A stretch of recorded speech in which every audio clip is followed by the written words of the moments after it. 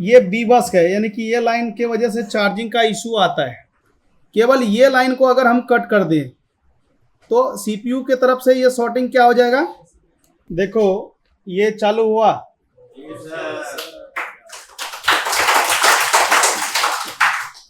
Charging भी आ गया।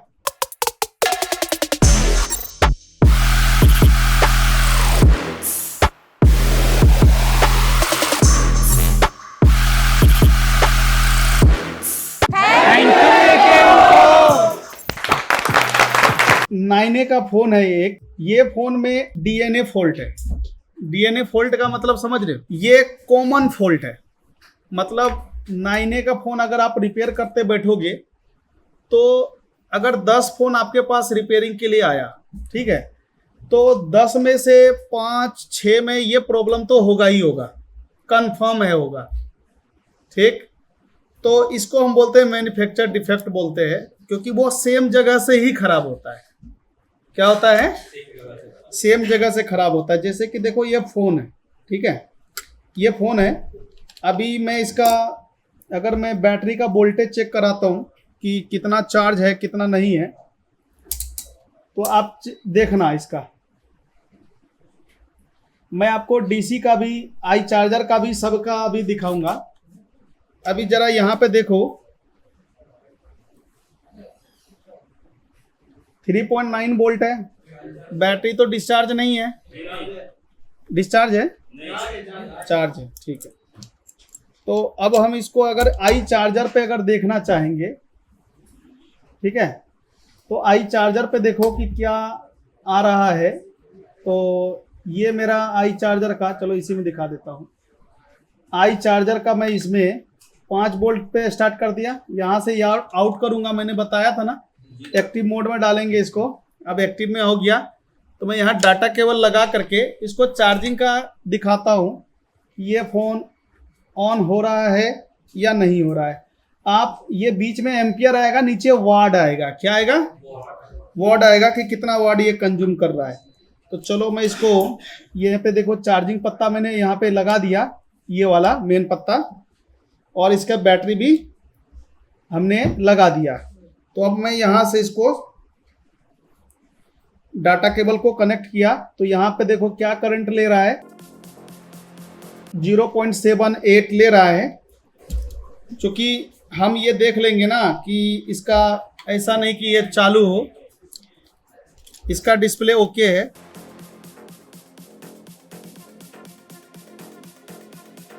तो अब हम दूसरे में लगाएंगे तो एक बार उसमें चार्जिंग, बैटरी चार्ज है या नहीं है ये पता कर लेते हैं, ठीक है। तो मैं यहाँ चार्जर और बैटरी लगा, वो देखो मल्टीमीटर लगा देता हूँ।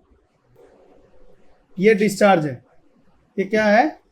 अच्छा, चार्ज तो 3.3 तो है, उठा लेगा, ठीक है। तो इसमें हम क्या करते हैं, इसको अब कनेक्ट कर देते हैं।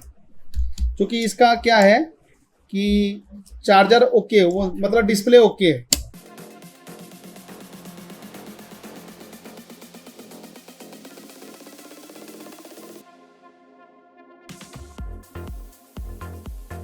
देखो चार्जिंग करंट तो उतना ही ले रहा है, लेकिन ये फ़ोन जो है वो चालू नहीं हो रहा। दिख रहा है क्या? चालू है क्या? नहीं ना है, कुछ है, कुछ आ रहा है क्या?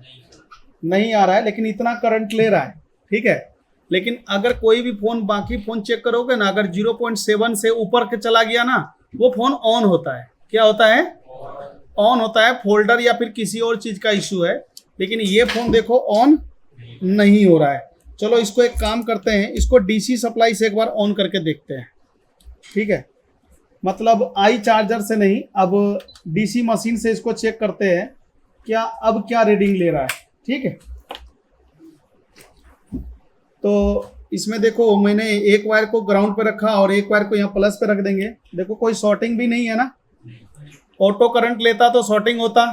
ये सब चीज़ें तो समझ में आ गया है आप सबको। तो अब मैं इसको यहाँ पे ऑन ऑफ स्विच बटन को प्रेस कर रहा हूँ। देखो ऑन ऑफ स्विच अगर मैं दबाया तो ये 60 तक भी जाता है, और छोड़ता हूँ तो बैक 0 हो जाता है। मतलब 50 क्रॉस कर रहा है। 50 से नीचे रहेगा तो भी हम बोल सकते हैं कि भाई लो बूट है ना, और हाई बूट भी नहीं है, ये नॉर्मल कंडीशन में ही बूट ले रहा है।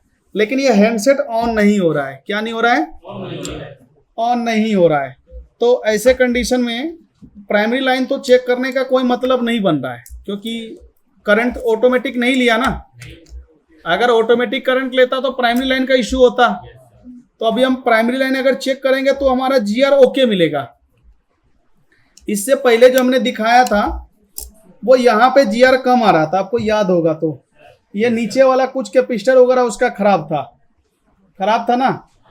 अभी मैं इसको जीआर चेक करके फिर भी दिखा देता हूँ, क्योंकि आप सबको हम सिखा रहे हैं तो उस वक्त हम आपको जीआर लेके दिखाते हैं। लेकिन जब आप दुकान पे काम कर रहे होंगे तो ये काम करने की जरूरत नहीं पड़ेगा आपको, क्योंकि ओके तो क्यों ही चेक करना। हम सीख रहे हैं इसलिए यहाँ पे चेक करते हैं।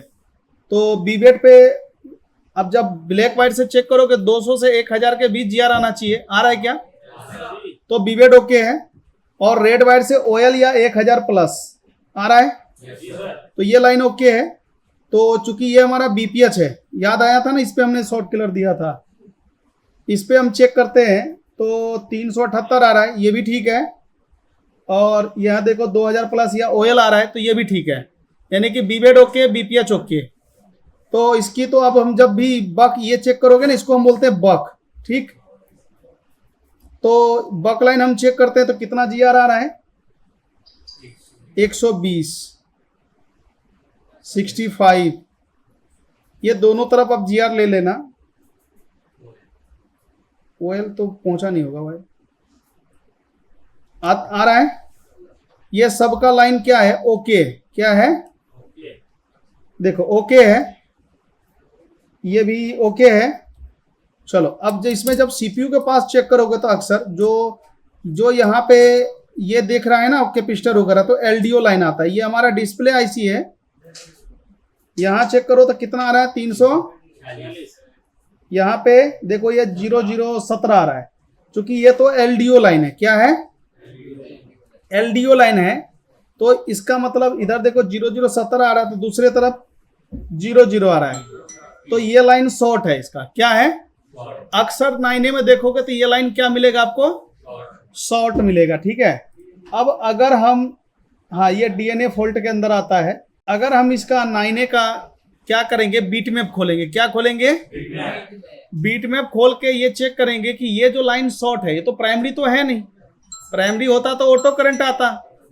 तो ये कौन सा है? सेकेंडरी हो सकता है। क्या हो सकता है? सेकेंडरी हो सकता है। तो सेकेंडरी लाइन चेक करते हैं। सबसे पहले ये कहां से स्टार्ट हुआ है, कहां तक गया। तो मैंने आपको बताया सेकेंडरी लाइन में 2 आईसी लगे होते हैं दोनों तरफ। एक तरफ या तो पावर से स्टार्ट होगा, सीपीयू में जा रहा है, बाकी देखते हैं और कहां कहां जा रहा है। इसको ध्यान से देखना, क्योंकि 9A जब भी आपके पास रिपेयरिंग के लिए आएगा ना, तो उम्मीद है कि सबसे ज्यादा यही फॉल्ट आएगा। ये कोई नया नहीं, बहुत पुराना फॉल्ट हो गया, लेकिन आप सबको नहीं पता है। हाँ 9 पावर भी होता है। मोबाइल फोन में जाते हैं, और कौन सा कंपनी का है? सोमी का है। मॉडल क्या है? 9A। ये रहा 8A, ये रहा 9A। इसमें बीट मैप खोलना है और उसी कैपेसिटर को यहाँ पे ढूंढना है जो कि सेकंड नंबर पे था ना, सेकंड पे। सीपीयू के पास सेकंड पे था। देखो सब पे जीआर लिखा है, तो कह रहा है कितना जीआर आना चाहिए? इस पे 459 जीआर आना चाहिए। तो यहाँ पे तो 0017 आ रहा है, तो ये लाइन गड़बड़ है। तो यहाँ पे जैसे हमने क्लिक किया तो ये देखो, तो इस बॉल पे जा रहा है, ठीक है। ये बी बस है, यानी कि ये लाइन के वजह से चार्जिंग का इशू आता है। क्या आएगा? चार्जिंग का इशू आएगा, क्योंकि ये लाइन शॉर्ट है तो फोन ऑन भी नहीं होगा। अब ये लाइन कहां से कहां तक है? तो पावर है। दूसरी तरफ कहां पे है? पावर पे, ये वाली बॉल पे, ठीक है। तो इसका सलूशन ये है कि ये दोनों आईसी को उतार के इस बॉल पे आप यूवी लगा दो। क्या लगा दो? वो आप इस आईसी को डाल दो, क्योंकि एक ही लाइन तो शॉर्ट है, तो भी आपका फोन ऑन हो जाएगा, ठीक है। क्या है? यूवी लगा दो तो भी ये चालू हो जाएगा, ठीक है। ये आपको इधर भी उतारना पड़ेगा और सीपीयू भी उतारना पड़ेगा यूवी लगाने के लिए, ठीक। और इसका दूसरा क्या है तरीका? दूसरा तरीका ये है कि इस लाइन को हम कट कर देंगे। देखो इधर जूम करोगे तो यहाँ पे आपको एक लाइन दिखाई देगा। इसका दिख रहा है लेयर, हम उस लेयर को अगर कट कर दें, ये लाइन शॉर्ट रहेगा बट सीपीयू का शॉर्टिंग हट जाएगा। क्या हो जाएगा? क्योंकि सीपीयू पावर से जुड़ा है, ध्यान दो, सीपीयू पावर से जुड़ा है तो ये लाइन शॉर्ट है तो ऑन नहीं हो रहा है। तो अब अगर हम इस कैपेसिटर को भी हटा दे तो शॉर्टिंग नहीं हटेगा। समझ रहे हो ना बात को? दूसरा वन ग्राउंड है सर। हाँ, तो ये लाइन दिख रहा है, ये वाला जहां मैंने ब्लेड चलाया, केवल इतना, ये दूसरा लाइन है। केवल ये लाइन को अगर हम कट कर दें तो सीपीयू के तरफ से ये शॉर्टिंग क्या हो जाएगा? हट जाएगा। यानी कि देखो, सीपीयू उतार के यूवी लगाना, समझ रहे हो ना बात को? टाइम लगेगा। तो इसके अंदर क्या है कि बहुत जल्दी ये काम हो जाएगा। जैसे ये देखो, मैंने क्या किया, इस लाइन को, सिर्फ इसी लाइन को कट करने, ठीक है।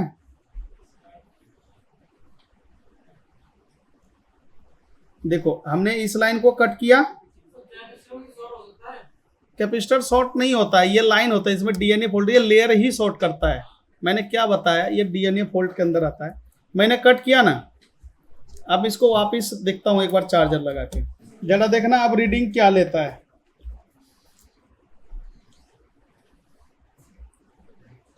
क्योंकि वो लेयर अगर प्रॉपर कटा तो ये रीडिंग चेंज हो जाएगा।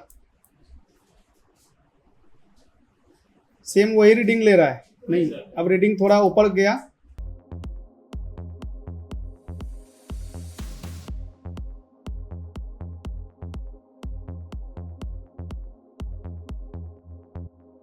एक बार सही से देखना है कि वो लेयर जो है सही से कटिंग हुआ या नहीं हुआ। एक तरफ जुड़ा हुआ है हल्का।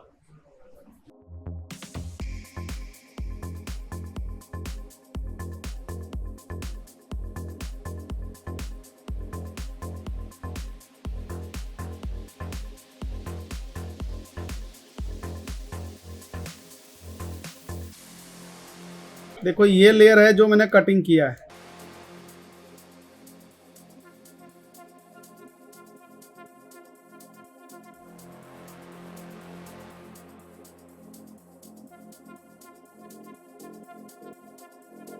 तो सीपीयू की तरफ देखो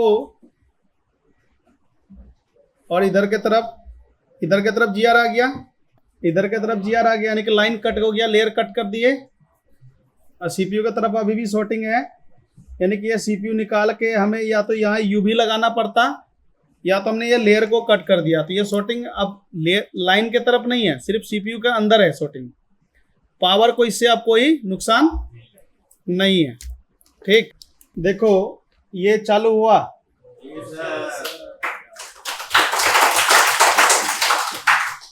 चार्जिंग भी आ गया, आपका डिस्प्ले टूटा हुआ है बट लेकिन आ रहा है। अब देखो, ये फोन चालू भी होगा पूरा, हैं? चार्जिंग स्लो होगा, उसका भी मैं अभी जुगाड़ बता दूंगा।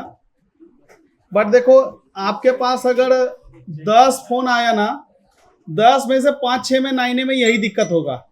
अगर वो फ्रेश आया तो, पानी में गिरा हुआ नहीं आया तो, है? हाँ, आपको क्या करना है, यही सेकंड वाले जो लाइन मैंने अभी बताया ना, इसी को माइक्रोस्कोप अच्छे से जूम करके केवल यही लेन काटना, दूसरे को मत काट देना, बाजू वाला, ठीक है? हाँ, सेकंड वाला कट करना है। देखो, ये पूरा अभी ऑन हो रहा है, MIUI पे पूरा ऑन हो जाएगा तो ऑडियो वगैरह सब आ रहा है। देखो इधर, जी सर, हो गया ना पूरा ऑन। ये सेंसर के ऊपर कुछ रबर उबर होगा तो उसका आता है, पेन स्टैंड होगा ना सर, सही हो जाएगा। हैं? पेन स्टैंड होगा तो सही हो जाएगा। हाँ जी, हाँ जी। देखो, ये पूरा, अच्छा मैं आपको दिखाता हूँ तो फिर वो आ जाता है। देखो, ये चल गया ना पूरा, कैसे ऑन हुआ। और इसके अंदर अभी चार्जिंग का भी फॉल्ट नहीं है किसी किसी में आता है, सब में नहीं आता है। कैसे नहीं पता चला इसमें चार्जिंग का फॉल्ट है या नहीं है? तो इसके जो कंजप्शन, जो एम्पियर होता है, क्या होता है, अभी कितने तकरीबन देख लो, 0.9 0.1 ले रहा है, यानी कि तकरीबन ये 1 एम्पियर अभी चार्जिंग ले रहा है। अभी देखो, 1 एम्पियर से ज्यादा चला गया, 1200 मिली करंट चला गया। तो ऐसे कंडीशन में ये फोन जो है ना, स्लो चार्ज का इशू नहीं है। स्लो चार्ज का इशू कब होता है बता रहा हूं, क्योंकि इसके अंदर सीपीयू की तरफ दिक्कत था। क्या था? पावर के तरफ दिक्कत नहीं था। अगर ये प्रॉब्लम पावर के तरफ होता, क्या होता? अभी मैंने जीआर चेक कराया ना, सीपीयू के तरफ जीआर 0 है, पावर के तरफ ठीक था। लेकिन आपको कटिंग करने के बाद अगर सीपीयू के तरफ जीआर आ जाता है, पावर के तरफ जिधर हमारा जीआर आ रहा था उधर के तरफ 0 रहता है, तो आपके फोन में चार्जिंग से रिलेटिव प्रॉब्लम करेगा। ठीक है, अभी हमारे इस फोन में चार्जिंग से रिलेटिव प्रॉब्लम इसलिए नहीं है क्योंकि शॉर्टिंग सीपीयू के तरफ था। मैंने सीपीयू को वो सिर्फ कट कर दिया वो लाइन, समझ रहे हो ना। और अगर आपको पावर के तरफ शॉर्टिंग मिल जाए, जैसे अभी हमारे में क्या केस में क्या हुआ, सीपीयू का तरफ है तो हमारे में प्रॉब्लम नहीं आएगा। हमने सिर्फ कट किया, हमारा फोन ऑन हो गया, ठीक है, और चार्जिंग भी कर रहा है।